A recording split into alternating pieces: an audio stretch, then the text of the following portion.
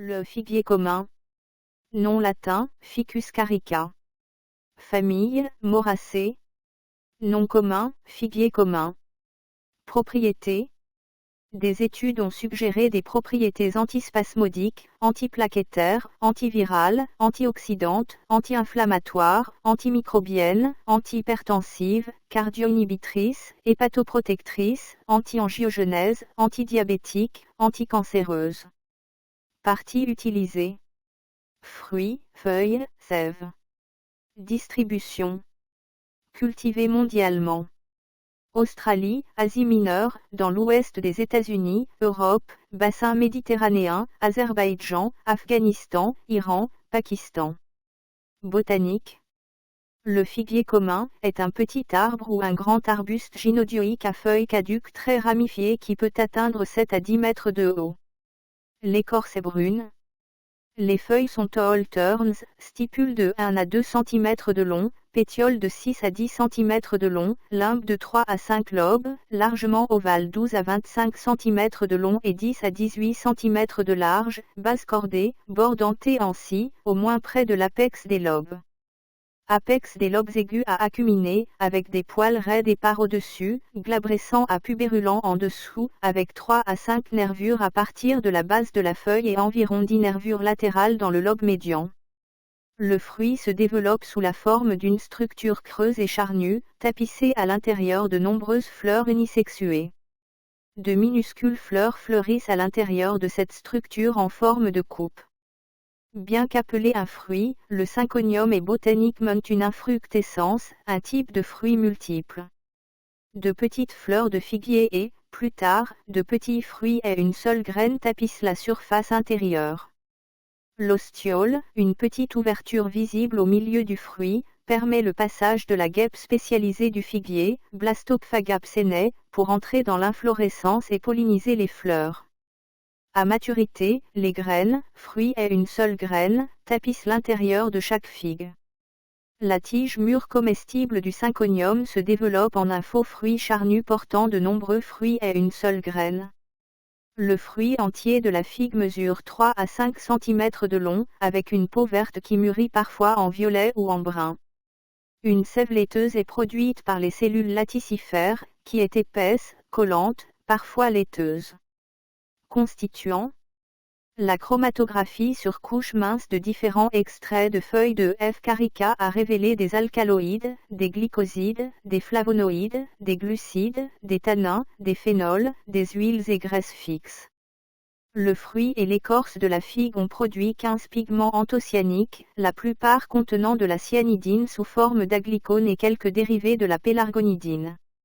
Les peaux de figues fraîches et séchées produisent des composés phénoliques totaux et individuels, de l'acide phénolique, de l'acide chlorogénique, des flavones et des flavonoïdes.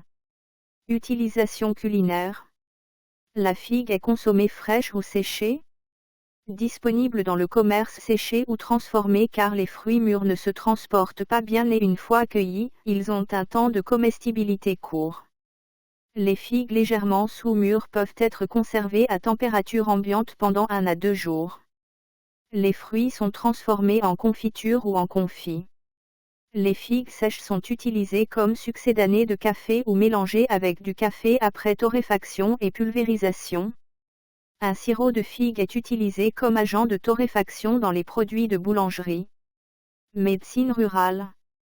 Les feuilles, les fruits et les racines sont utilisés dans de nombreux systèmes médicinaux pour divers troubles, gastro-intestinaux, coliques, indigestion, perte d'appétit et diarrhée, respiratoires, mal de gorge, toux, problèmes bronchiques, inflammations et troubles cardiovasculaires. Le jus de fruits mélangé avec du miel est utilisé pour les hémorragies. Les fruits sont utilisés comme laxatifs doux, expectorants et diurétiques.